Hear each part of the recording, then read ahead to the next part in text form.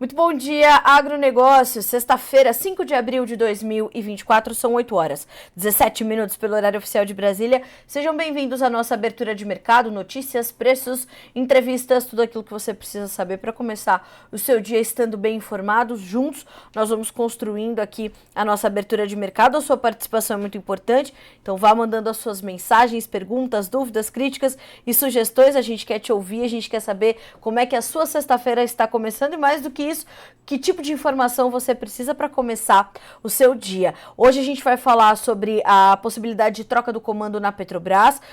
Jean Paul Prats deverá ser demitido. Esse é o assunto que domina a grande mídia. Vamos falar também sobre a condição econômica da Argentina, que foi inclusive elogiada. A condição econômica não, o processo econômico na Argentina, que foi elogiado pelo FMI, e o Brasil ensaiando uma recuperação com o país vizinho. A gente vai dar mais detalhes já já sobre isso. Começou a transição do El Niño para o Laninha, segundo as últimas informações. A gente vai detalhá-las para vocês também aqui no Bom Dia Agronegócio, além de falarmos sobre um fortalecimento dos prêmios da soja aqui no mercado brasileiro, importante para você formar preços melhores para o seu produto, encontrando algumas oportunidades aí de negócios. Então tudo isso aqui no Bom Dia Agronegócio, onde você sabe antes e primeiro as informações que vão direcionar o seu dia e os seus negócios.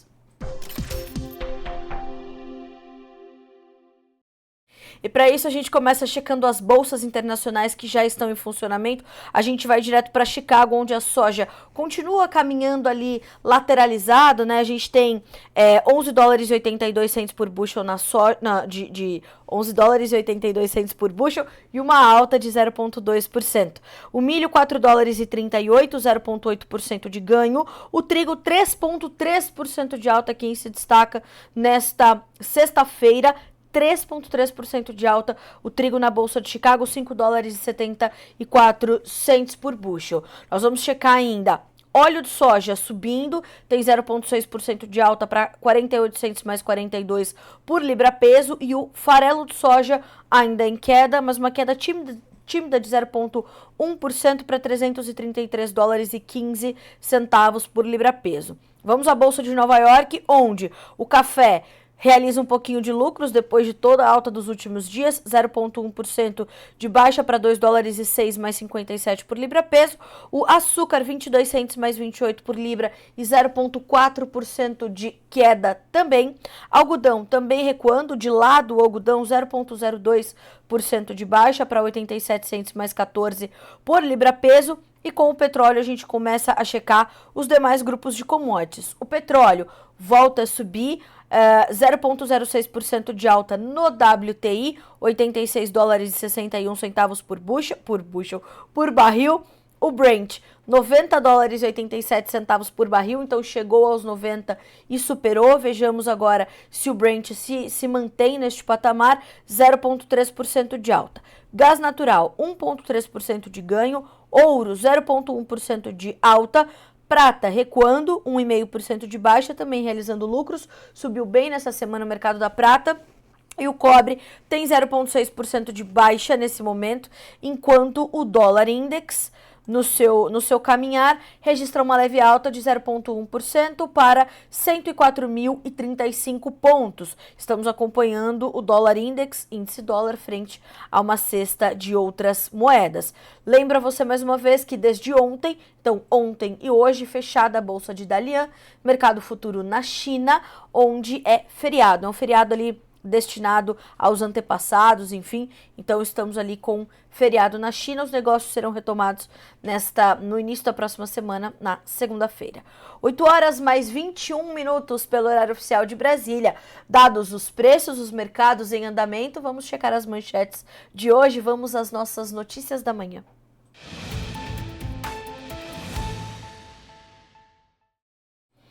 Bom, vamos começando com a situação da Petrobras, porque a cabeça de Jean Paul Prats está para rolar, né? Então não queremos mais ver ali Jean Paul Prats, pelo jeito, né? O governo federal está bastante irritado com o desalinho de Jean Paul Prats, presidente da Petrobras, com o ministro de Minas e Energia, Alexandre Silveira. O presidente Lula está bastante irritado com esse desalinho, com essas cotoveladas públicas, como chamou de forma muito inteligente aqui uma coluna do Estadão, e então ele deve ter essa conversa definitiva com o presidente Lula nos próximos dias. E Lula já está sondando o nome de Aloysio Mercadante, que hoje preside o BNDES, o Banco Nacional de Desenvolvimento Econômico e Social, para assumir o comando da Petrobras, caso a situação fique realmente insustentável, né?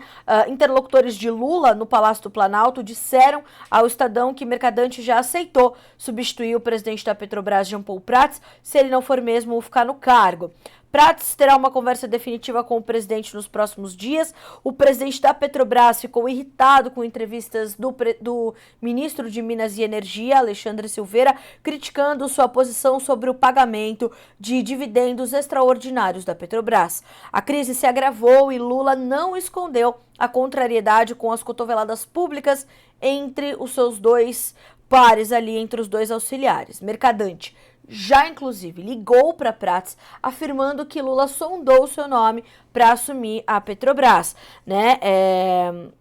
E mais do que isso, Mercadante ainda disse a Jean Paul Prats que jamais trabalhou contra ele, né? Isso também foi bastante importante. Porém, ele admitiu ter sido sondado para o cargo e, se a substituição se confirmar, o nome mais cotado para a presidência do BNDES, né? Vai deixar o cargo vago, se a Aloysio Mercadante for para a Petrobras, é do ex-ministro da Fazenda, Nelson Barbosa, que hoje é diretor do planejamento do BNDES. Em mensagem publicada no antigo Twitter, o atual X, o presidente da Petrobras ironizou a situação.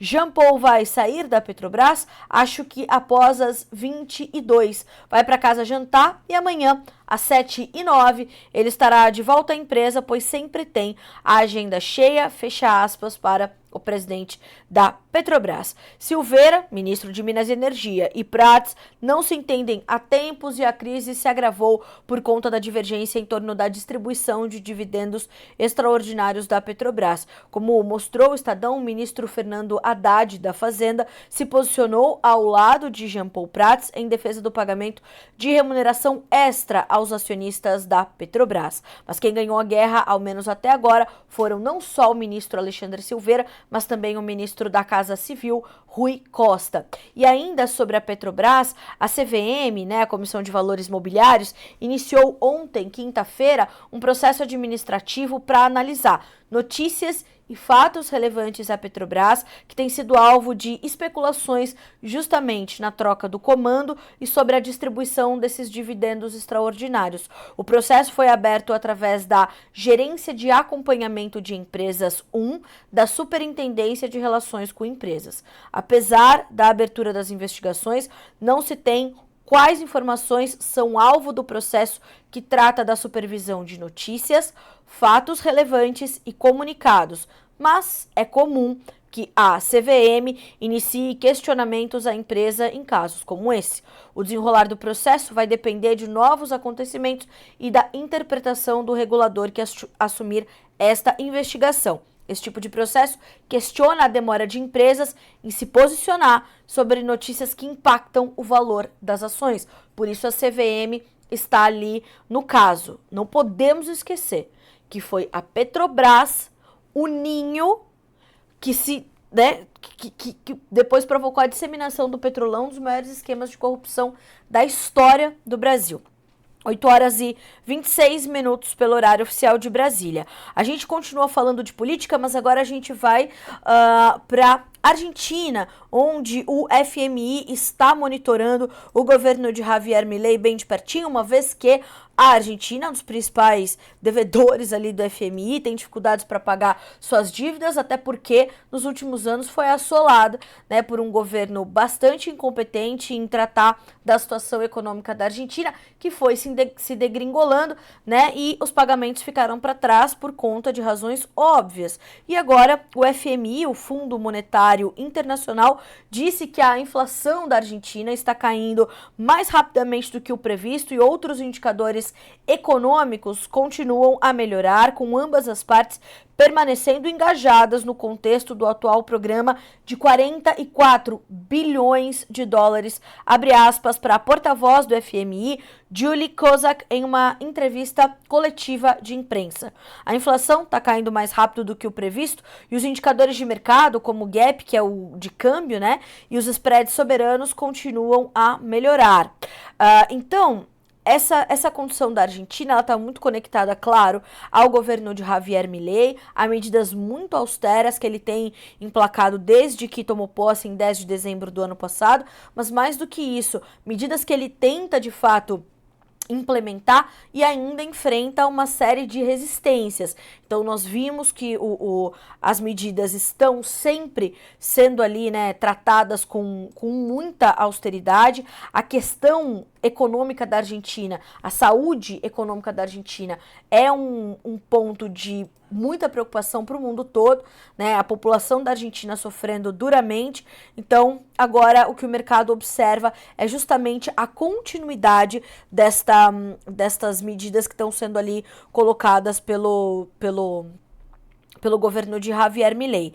E o Brasil e a Argentina estão ali ensaiando uma reaproximação, mas claro que as posições ideológicas dos dois presidentes, Lula e Milei, vão atrapalhar essa reaproximação, né? Então, houve ali um período de trégua, né, na troca de ofensas entre o presidente argentino e o presidente brasileiro. Lula não esteve na posse de Javier Milei, quem esteve, inclusive, foi Jair Bolsonaro, que foi convidado.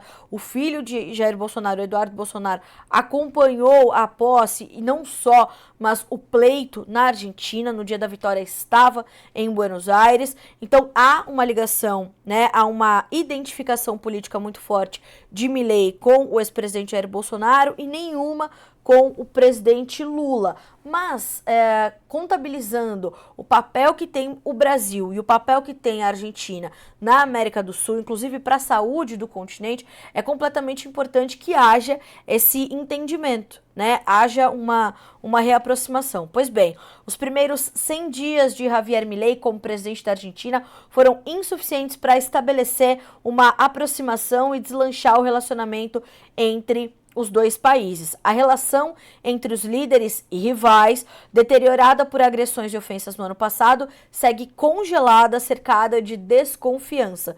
Na gangorra entre os dois, os embates e provocações arrefeceram, mas ao menos no governo brasileiro a aparente trégua não desfez interrogações a respeito do libertário, um dos ícones da direita no continente. A expansão desse movimento e sua expressão mais radical preocupam Lula, que chegou a pedir auxílio a peronistas para estudar o fenômeno na Argentina.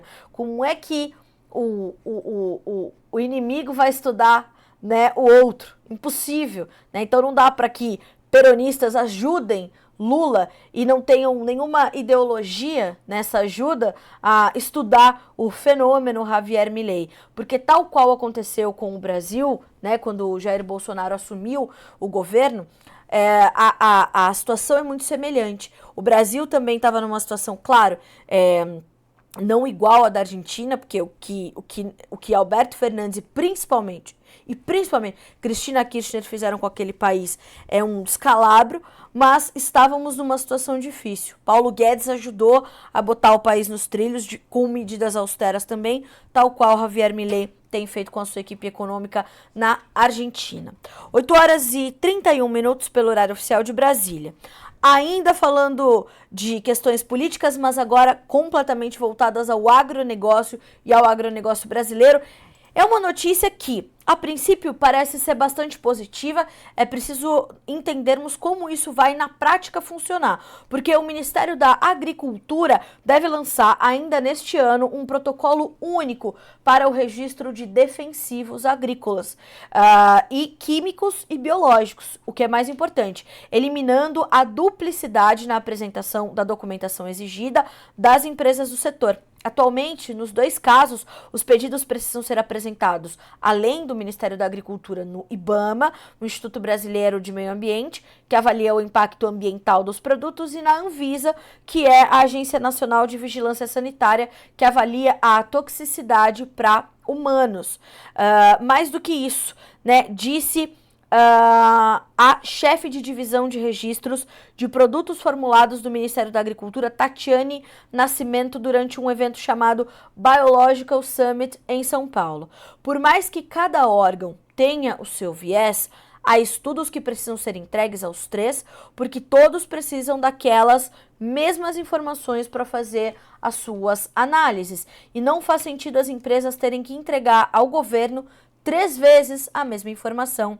Fecha aspas para representante do MAPA. O novo sistema deve ser aplicado inicialmente no registro de produtos biológicos para depois ser expandido para os produtos químicos. E a expectativa é de que se reduza o prazo de aprovação dos pedidos, que hoje giram em torno de 6 meses no caso de biológicos e de até 9 meses no caso de moléculas químicas. Outra melhoria esperada pelo governo e pelo setor é uma maior transparência na fila de processos de análise. Inclusive, a diretora da CropLife Brasil, que é a instituição ali, a associação que monitora, né, esse mercado e todo o caminhar dos defensivos, afirmou: hoje você encaminha o pedido no MAPA, na Anvisa e no IBAMA e depois não tem clareza do quanto isto caminhou em cada órgão. E é essa necessidade de unificação que vai trazer mais celeridade, inclusive, para que nós possamos aprovar produtos, né? Ou nós possamos ver produtos aprovados de forma mais rápida,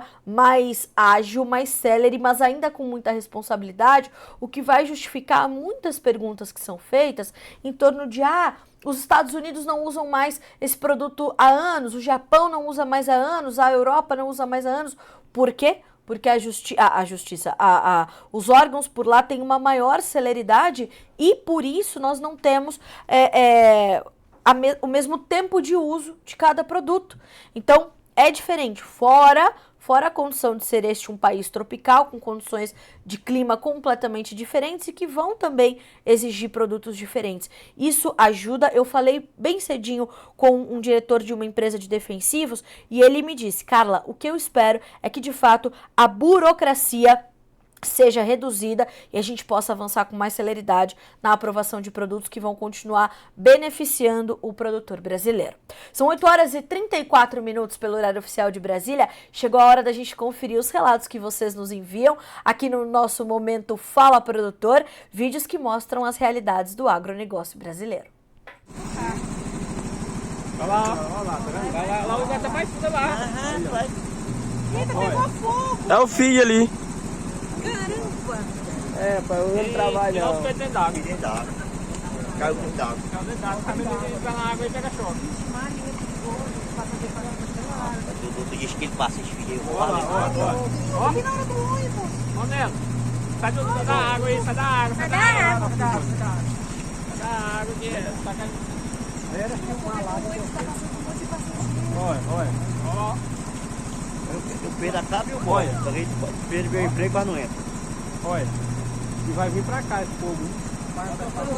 Não pode pisar na água, não. Água lá.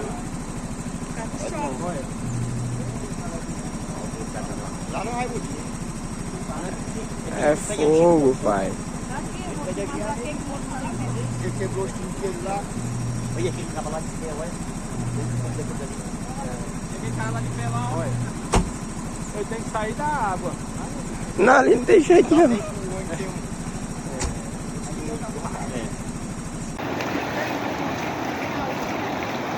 Olha aí, negado, aí a posteira da solta do Palmariano aqui do lado do Riacho do Corrente, ó, o jeito que não tá aí, ó. O touro só tá só um metro pra fora. E é porque é um touro grande. Olha isso, gente.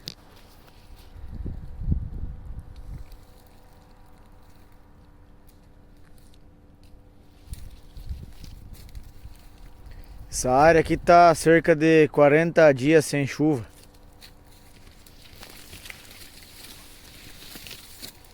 Milho pendoando já. Vai produzir o quê? Olha, secura. Aqui é o distrito de Vila Nova, Toledo, Paraná. É brincadeira, hein? O produtor sofre, hein?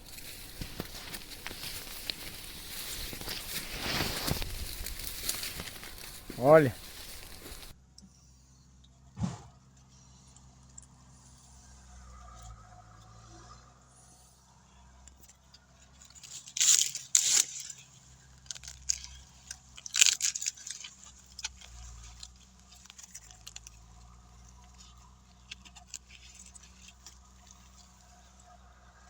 secando.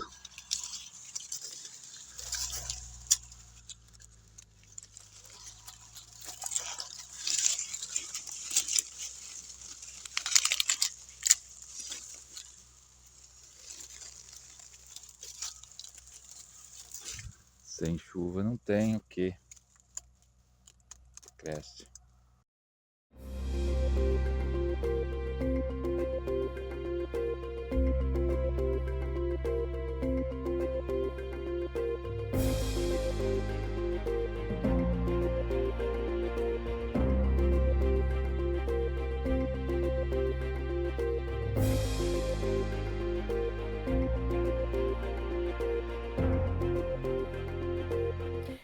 E de volta com o Bom Dia Agronegócio desta sexta-feira, 5 de abril de 2024. Você viu o recadinho aí para você, né? Mande o seu vídeo, mande os seus relatos, tá na tela um QR Code para você ir direto pro nosso WhatsApp, mas se não der para ler o QR Code agora, não tem problema. Se atente ao número 19 99767 0241, vai receber ali o acolhimento da nossa equipe aqui do Notícias Agrícolas. Manda o seu vídeo do seu relato. É chuva, é sol, é colheita, é plantio? Mande para nós e a gente vai passar aqui no nosso Momento Fala Produtor para mostrar as realidades do agro brasileiro aqui no Bom Dia Agronegócio.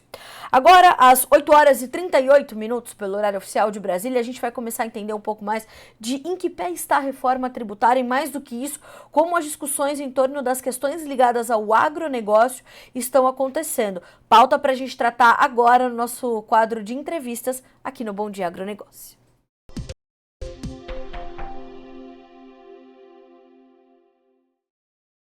E para nos ajudar a entender que momento é esse, mas mais do que isso, o que nos aguarda, né, e como o agronegócio está inserido nessas discussões, a gente conversa com o presidente da Berbigier, Sociedade de Advogados, Dr. Eduardo Berbigier. É um prazer recebê-lo mais uma vez aqui no Bom Dia Agronegócio. Dr. Eduardo, seja bem-vindo, bom dia.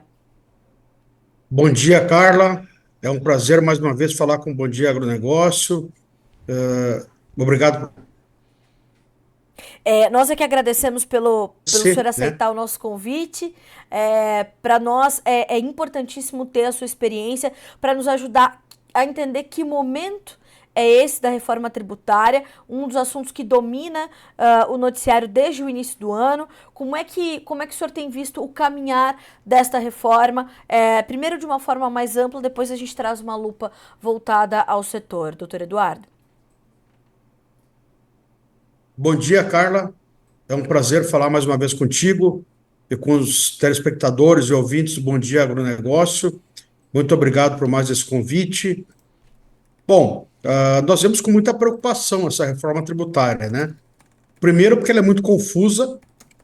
Eu costumo dizer, já disse isso aqui, que nós demos nós não, né? A sociedade não tem culpa nenhuma disso, mas o Congresso, né, se outorgou e deu ao governo federal um cheque em branco, né, para fazer o que quiser. Essa emenda constitucional que foi aprovada para iniciar a reforma tributária, que estabeleceu as bases, ela é totalmente aberta, né?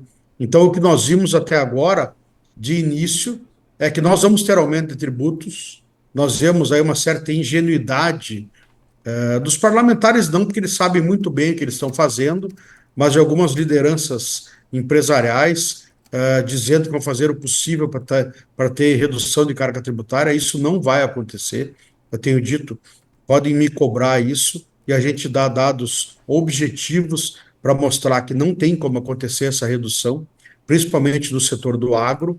Então, nós vamos ter uma elevação de carga tributária, nós vamos ter setores muito penalizados, agronegócio, prestação de serviço, construção civil, dentre outros, né?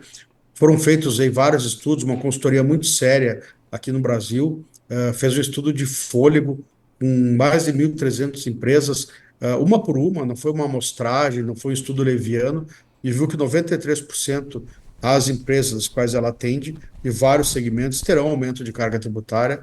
Essa regulamentação, na verdade, porque a emenda, o que o Congresso aprovou foi uma emenda constitucional com as bases.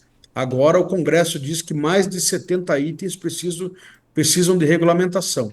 Pelo que nós vimos no escritório, são mais de 90, 95 que precisam de regulamentação. não tem espaço para diminuição. Só pode piorar ou manter como está. Talvez alguma coisa excluir de tributação e melhorar um pouco, mas isso é muito difícil. Então, nós temos 2 anos aí, o Congresso precisa regulamentar em 2 anos, 2024 e 2025, porque de 2026 a 2033 que vamos começar a transição para a reforma, ela vai começar a ser implementada. Então, esses 2 próximos anos são cruciais. Nesses 2 anos, o Congresso vai legislar, através de leis complementares, para regulamentar a reforma tributária. Tem muitos pontos nebulosos que vão ser esclarecidos nesses próximos 2 anos, mas não, de minha opinião, de várias pessoas que eu converso, tributaristas, inclusive mais próximos, não estamos satisfeitos com a forma como a reforma foi tributária, falta de transparência, falta de clareza nos critérios e, principalmente, o que o governo vai fazer com alíquotas. Nós não temos a alíquota ainda do... está se chamando de IVA, né? Sim. IVA, Imposto sobre Valor Agregado, quer dizer que não vai incidir em cascata, mas não vai existir um IVA. Basicamente, nós vamos substituir 5 tributos na parte federal, PIS, COFINS e IPI, pela CBS, que é a Contribuição sobre Bens e Serviços, da parte estadual e municipal, ICMS, que é estadual, e ISS, que é municipal, pelo IBS, Imposto sobre Bens e Serviços, e mais um terceiro, que é o IS, Imposto Seletivo, que é o chamado Imposto do Pecado, que vai incidir sobre bens nocivos à sociedade ou nocivos ao meio ambiente. Está se falando só dos 2 primeiros, CBS e IBS, uma alíquota de 27,5%. É a alíquota mais cara do IVA, vamos chamar esse conjunto de impostos, do mundo. A alíquota mais alta hoje é da Hungria, que é 27%. E tem mais o CBS ainda, que não tem critérios claros sobre o que vai incidir. Pode incidir sobre determinados fertilizantes, fungicidas, por exemplo, que são itens básicos para a agricultura e pode elevar ainda mais essa alíquota. Isso não está claro, isso não está disciplinado na emenda constitucional. Então, são muitos pontos em aberto, não esclarecidos, com total falta de transparência. Por isso que nos preocupa tanto essa reforma tributária.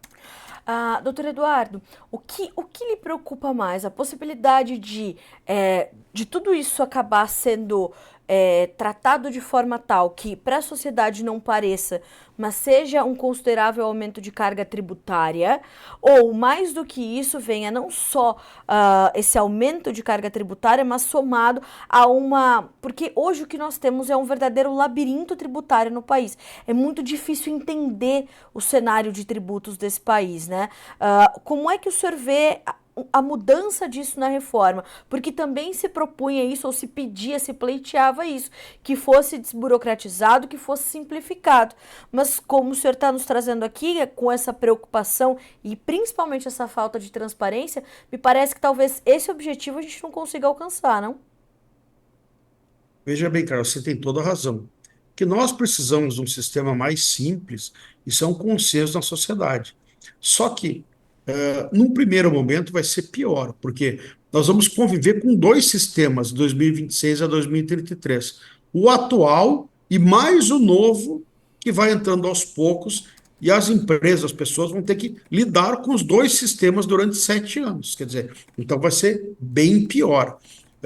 Não sabemos se vai ser tão simples assim, porque tem uma série de regras que não estão claras. Por exemplo, a distribuição do dinheiro para os estados e municípios vai ser feita por um comitê gestor, quer dizer, mais poder na mão do governo federal. O governo federal vai subjugar ainda mais os estados e municípios. Não está claro quem vai dominar esse comitê gestor.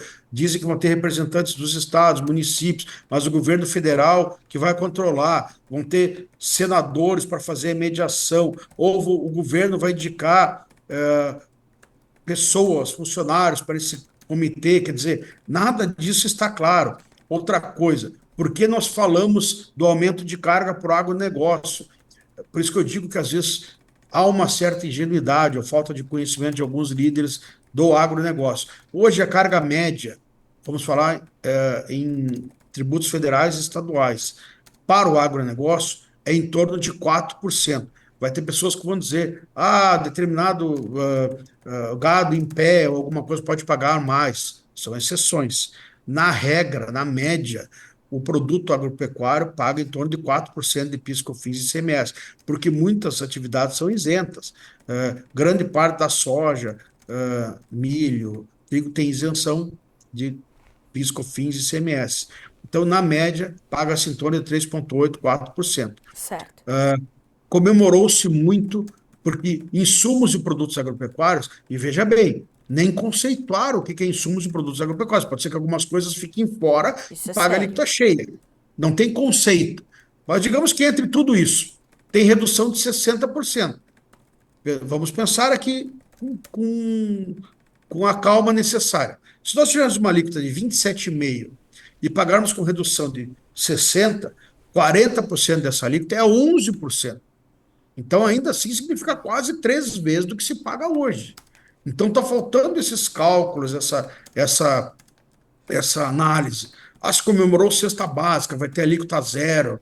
O governo falou, peraí, cesta básica, hoje, basicamente, em tudo é alíquota zero, suspensão, isenção, já não se paga. Então, vamos comemorar o que nós já temos. E outra, não está bem definido dos produtos que vão compor a cesta básica. Estão falando praticamente da parte federal, vai ter a cesta nacional e estadual. Tem estados que podem tributar. E hoje, praticamente todos os estados têm isenção. Pode ter tributação de IBS. Não decidiram os itens de cesta básica. Tem uma confusão. O governo colocou agora, teve um decreto recente, que colocaram até outros itens na cesta básica para as populações de mais alta renda. Bacalhau, foie gras, que é isso? Colocar na cesta básica, e outros deixaram fora, falaram, tem muitas contradições, falaram de alimentos ultraprocessados, que tem mais de 5 itens, né, na sua composição. Então, quer dizer, café está na cesta básica, mas os cafés industrializados, tenho quase certeza que tem mais de 5 itens. Então, fica fora, fica dentro. O café tem que ser in natura para estar na cesta básica, e o café processado está fora, né? Então, quer dizer, é uma confusão, eles não sabem o que estão fazendo. Então, a gente está na mão de um Congresso que tem pouco conhecimento tributário, meia dúzia de pessoas ali manobrando como querem, defendendo os interesses do governo federal, que só quer aumentar a arrecadação. Cara, para você ter uma ideia, nesse ano, nós tivemos uma queda da atividade industrial de 1,6% em janeiro e um aumento da arrecadação federal recorde de 6,67%. Uma queda da atividade industrial em fevereiro de 0,3% e um aumento da arrecadação federal de 12,3%. Um contramão do que o país está vivendo. Quedas de atividade produtiva e aumento recorde de arrecadação. Quer dizer, vai chegar um ponto que isso gera um caos, uma ruptura. As pessoas não vão mais aguentar pagar impostos. E o governo só fala em aumentar a arrecadação, precisa aumentar para zerar déficit. Quer dizer, quando nós vamos ouvir o governo falar em fazer a lição de casa, reduzir custos, ajudar a aumentar, né? Então é muito, muito sério, muito triste ver isso até. Sim, isso é completamente importante, até porque eu acho que pouquíssimas pessoas fizeram esse cálculo, doutor Eduardo. A gente está falando de uma possibilidade de IVA de 27,5%, um desconto de 60%, a gente vai passar até a carga média tributária para o agronegócio em 11%, e como o senhor pontuou, 3 vezes mais do que se paga hoje. E mais do que isso, quando se fala dessa isenção, né, de alguns setores, a gente precisa também considerar que o produtor paga também os seus tributos em outros elos ali no sistema produtivo. Quer dizer, todas essas discussões deveriam estar no Congresso, não estão, né? Como é que o senhor orientaria, portanto, os líderes do agro a participarem mais ativamente dessas discussões, para que não sejam depois pegos de calças curtas diante de aprovações de mudanças como estas, que podem impactar diretamente a produção de alimentos, fibras e energias desse país? Eu acho que existe muito assim, aqueles conceitos pré-formados, né? Os preconceitos. Não, eu não posso dar o braço a torcer porque eu apoiei a reforma tributária. Exato. Então, isso é o que vale, é desse jeito. A gente foi muito criticado, às vezes, por essas posições. Vocês não querem a melhoria do Brasil? É tudo que nós queremos. nós trabalhamos nessa área. Mas é o que eu digo sempre, quando a gente participa de debates, entrevistas, temos um programa também semanal que a gente discute isso. Então, venham discutir. Eu estou dando dados concretos. Estou mostrando a alíquota, como é hoje, como ficará. Por que que os parlamentares e líderes empresariais não discutem com base em fatos e dados? Então, fica muito assim, não é melhor para o Brasil. Eu discuti com um dos principais articuladores da reforma, não sabia responder. Então, por que que não vem discutir? Olha, eu estou lhe dando um dado concreto, que vai para tanto ali, que atualmente é tanto. Por que que a gente não discute em cima disso? Não, nós sabemos o que é melhor, é aquela coisa assim, tem 50 parlamentares lá, os ministros, é meio assim, paguem os impostos, fiquem quietos, que a gente sabe o que é melhor para todo mundo. Não é assim. Então, o que que eu recomendaria para os líderes empresariais, os parlamentares? Levem isso à discussão com seriedade. Não se fechem lá na obscuridade de Brasília, nas salas, e decidam o que é melhor para a população inteira. Vocês não têm condições disso e nem capacidade para isso. Vocês não estão menosprezando ninguém. Ninguém, 10 pessoas não conseguem decidir o que é melhor para o Brasil em lugar nenhum. Nem nós aqui, nem eles lá. Precisa muito debate. Então, levar isso a debate antes de aprovar as leis complementares. Discutir com a sociedade. Nós estamos mostrando aqui que vai triplicar a carga do agro. Não tem condições de absorver isso. Qual a alternativa? Debater isso seriamente. Não simplesmente meia dúzia se fecharem, fazer a legislação da maneira que querem e simplesmente colocar lá para outros 500 que não sabem nem do que estão falando, aprovarem da maneira como vem pronta. Então, eu acho que os líderes empresariais têm que se preocupar mais com isso. A maioria não viu esses números. Quando a gente mostra, mas é isso mesmo? Claro, o senhor tem que ler a emenda constitucional. Mas a gente já tem um desconto de 60%.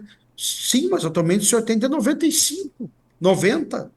Entendeu? Então, eu acho que precisa ter uma discussão mais séria em cima de números, de fatos concretos, porque nós temos só esses 2 anos para não ficar pior do que já está. Depois, como eu digo para clientes nossos, a gente atende grandes produtores e agroindústrias, às vezes eles ficam chateados. Eu digo, depois não adianta chorar o leite derramado, sentar e reclamar do governo. Tem que agir enquanto ainda há alguma possibilidade de mudar alguma coisa. Depois é cumprir. Ir para os tribunais que estão muito afinados com o governo, infelizmente, os tribunais agem cada vez mais politicamente, dando respaldo para o governo, para arrecadação cada vez maior. Então não adianta sentar depois dizer que o Supremo é isso, é aquilo. Claro, o Supremo está agindo erroneamente em várias situações, mas vai continuar agindo. Não adianta querer mudar, querer pedir impeachment de ministro, isso não vai acontecer nunca. Então, é sentar e se mobilizar agora, tentar corrigir algumas distorções na legislação e fazer valer o seu direito. Depois é pagar, e não tem muito jeito. Claro, buscar os seus direitos juridicamente, administrativamente, tudo bem, mas é muito mais complicado do que agir agora. Sim. Doutor Eduardo, eu sei que o senhor está com o tempo bastante ajustado, mas eu vou só trazer a pergunta do Jonatas, que eu tenho certeza que é uma resposta curta. Ele diz o seguinte, ele lhe faz uma pergunta. De forma simplificada, esse processo quer dizer que todos os recolhimentos municipais e estaduais serão destinados à União e eles irão repassar? Podemos esperar isso num futuro próximo? Pergunta de Jonathan Freitas para o senhor. Jonathan, obrigado pela pergunta. Mais ou menos assim. Isso vai ser gradativamente a partir de 2026. Não é repassados para a União, vai ser criado um comitê gestor, um conselho, que a União vai ter muita influência sobre isso. Este conselho vai distribuir a arrecadação de acordo com os parâmetros que eles criarem. Isso vai ser decidido por lei complementar. Então, os recursos do IBS, que são basicamente dos estados e municípios, esse conselho vai decidir. Isso vai ser também de acordo com a participação que cada estado vai ter na arrecadação até 2026 de municípios. Por isso que os estados fizeram, já foi um efeito nefasto da reforma, fizeram aumentos de até 2,5% do ICMS agora. Então a reforma já está causando aumento de impostos. Então vai ser feito um rateio proporcional e daí o comitê gestor vai destinar, então São Paulo tem X%, Rio de Janeiro tem X%, Paraná. Então esse comitê gestor, nós vamos saber das regras a partir de agora 2024, 2025, esse comitê que vai distribuir essa participação, mas a União vai ter peso maior, muito maior de todos, né, além do comitê, nesta distribuição. Então, por isso que se diz que os estados e municípios vão ficar ainda mais reféns da União Federal. Doutor Eduardo, quero muito lhe agradecer pela companhia nessa sexta-feira. O senhor trouxe aqui alertas importantes para que, principalmente, os líderes do agronegócio monitorem essa situação e entendam que precisam estar muito ativos nessa discussão para não deixar passar coisas tão sérias e impactos tão agressivos como podem ser os que virão para o agronegócio caso as coisas caminhem como estão. Então, Notícias Agrícolas sempre de portas abertas para o senhor continuar nos alertando, nos informando e orientando. Muito obrigada mais uma vez. Eu que agradeço por esse espaço, Carla, lembrando que estou sempre à disposição, podemos ter muita oportunidade de falar, porque agora, a partir desse ano, volta e meia, mensalmente ou bimestralmente, vamos ter novidades e me coloco à disposição aqui para sempre trazê-las e discutir com vocês, que acho que isso é muito importante para a população, para o contribuinte, para os empresários do agro, enfim, estou à disposição. Muito obrigado, tenham todos um ótimo final de semana. O senhor também, muito obrigada, até a próxima, um abraço, até mais. Até a próxima, um abraço. Bom, senhoras e senhores, doutor Eduardo Berbigier, presidente da Berbigier Sociedade de Advogados, nos trazendo cálculos importantes. Eu vou reforçar uma conta que ele fez para nós aqui, carga média de imposto sobre o agronegócio hoje, né? 4%. Hoje é a carga média. Claro, se você estiver aí do outro lado, você vai falar, Carla, eu pago mais. Carla, eu não pago tudo isso. Então, 4%, carga média.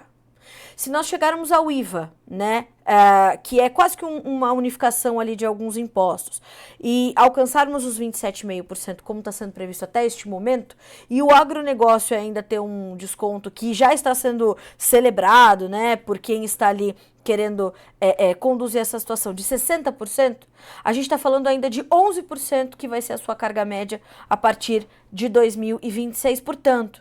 Então, acompanhar. Essa situação é bastante séria e a você que está chegando agora, a gente são discussões que continuam acontecendo no Congresso e todas as novas informações vão chegando para você aqui no Notícias Agrícolas. A você que está chegando agora no Bom Dia Agronegócio, essa entrevista já está completa, na íntegra, disponível para você aqui no noticiasagricolas.com.br.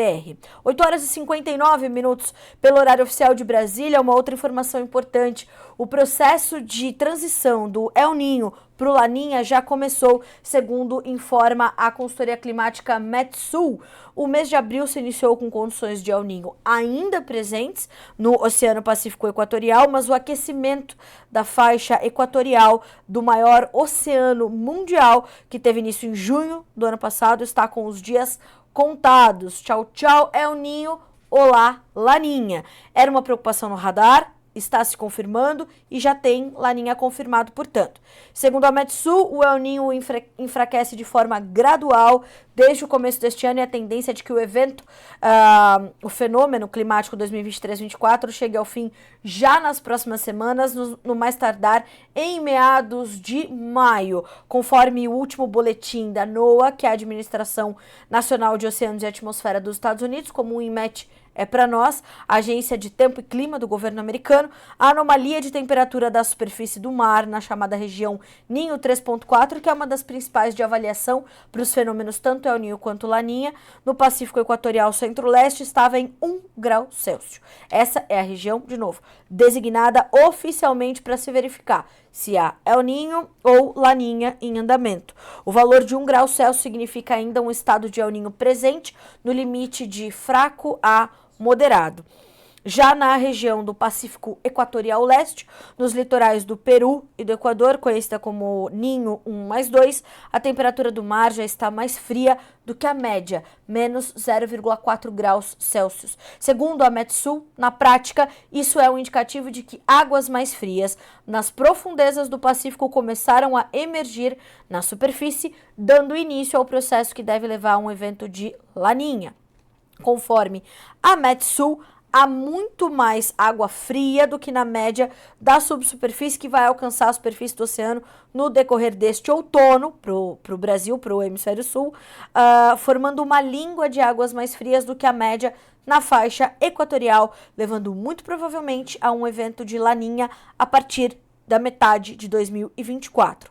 Não podemos esquecer, está começando uma nova safra nos Estados Unidos, né? Uma nova safra nos países da União Europeia, uma nova safra na China, uma nova safra em outras partes da Ásia. E o Laninha pode sim prejudicar ali as culturas no hemisfério norte, não costuma ser, né, a condição melhor. Pior ainda, se a gente tiver a manutenção desse Laninha, pode pegar os estados do sul novamente, o Rio Grande do Sul, que sofreu com 3 laninhas seguidos, pode sofrer mais uma vez os impactos. A Argentina pode voltar a sofrer com secas. Então, é uma notícia completamente importante. A gente vem tratando, Notícias Agrícolas vem tratando disso já há meses, né? Desde que o Laninha apareceu no radar, está confirmado e estamos trazendo a atualização das informações, portanto, para vocês nesta sexta-feira, 9h03, pelo horário oficial de Brasília. De outro lado, uma notícia positiva é o fortalecimento dos prêmios da soja aqui no Brasil. Temos tratado também disso ao longo de toda essa semana aqui no Bom Dia Agronegócio e segundo as informações da Agrinvest Commodities, os prêmios da soja no Brasil continuam se fortalecendo, se firmando. Ontem o embarque maio foi negociado ali com valores negativos mais contidos, e o junho já começa a trazer prêmios positivos. Nós víamos essa positividade nos prêmios só a partir de julho a agosto, mais especificamente agosto, e agora os prêmios positivos começam a aparecer mais cedo, né? Isso mostra que os motivos que explicam este fortalecimento. As margens de originação dos exportadores está negativa contra o nível de venda na China há muito tempo. A redução do programa de exportação é a consequência. Essa tendência é muito importante, nos explica Eduardo Vanin, para os compradores na China e para os programas de exportação americanos. A curva do flat price, custo e frete China, tem mais de $50 por tonelada de carry entre o embarque junho no Brasil e o embarque outubro no Golfo ou nos portos do Pacífico. Ou seja, mostra que a gente, né, essa diferença mostra esse fortalecimento dos prêmios, portanto. Esse tipo de curva diz ao comprador para comprar o máximo possível no spot, ou seja, nos meses mais curtos, e carregar esse estoque. Esse carry, essa diferença, é mais do que suficiente para pagar os custos do período. Então, olhar para os prêmios da soja, completamente importante. Levantei também as informações da Brandalize Consulting, que ontem foi referência para o nosso fechamento de mercado da soja aqui no Notícias Agrícolas, e o Vlamir Brandalize trazia justamente na sua análise esse fortalecimento dos prêmios como um pilar importante para os preços da soja agora, para essa semana especificamente, porque nós tivemos uma semana de lateralização, uma certa pressão para as cotações da soja na Bolsa de Chicago, foram pressionadas ali, né, por uns ajustes de posições e, de novo, um mercado muito lateral, testando sempre os dois lados da tabela, mas quase sempre fechando no negativo. O dólar, que se manteve acima dos 5, mas também registrando alguns dias de pressão, ontem encerrou hoje já sobe 0,2%, R$ 5,05 é a cotação deste momento, mas sempre fazendo ali os seus ajustes próximo aos 5. Essa combinação, Chicago lateral já abaixo dos 12 e o dólar acima de 5, estava trazendo certa estabilidade para os preços. Só que os prêmios estavam sendo o diferencial. E como eles começam a se mostrar mais positivos em meses mais próximos, como é o caso do junho, por exemplo, ao contrário do que acontecia há algumas semanas, é um sinal positivo para o produtor. Ainda assim, os preços no Brasil ontem, no mercado brasileiro, testaram perdas de R$ 1 a R$ 3 por saca, a depender da região. O Vlamir Brandalize destacou que, por exemplo, no mercado de balcão gaúcho, nós víamos uma estabilidade dos preços, porque por lá a colheita está só no início, então está mais dificultoso de garantir ali alguns volumes de soja.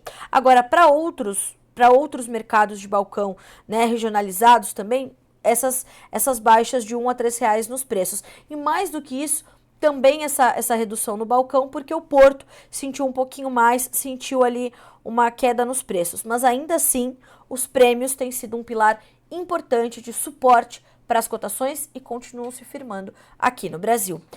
9 horas mais 6 minutos pelo horário oficial de Brasília. Eu quero agradecer a todas as mensagens que recebemos. Pessoal da LSX Agrofert, o Jonathan teve a sua resposta que veio pelo Dr. Eduardo Berbigier, o Kleberson, o Renan, o Alberto Tesmer, a Dona Eliana, o seu Kleberson, o José Natal, enfim, todos que estiveram conosco nesta sexta-feira e durante toda essa semana. Segunda-feira a gente está de volta. Você que nos ouviu pela rádio Agro Hoje, obrigada também pela sua audiência. Segunda-feira tem mais Bom Dia Agronegócio. Um bom final de semana, boa sexta-feira ainda para você e bons negócios.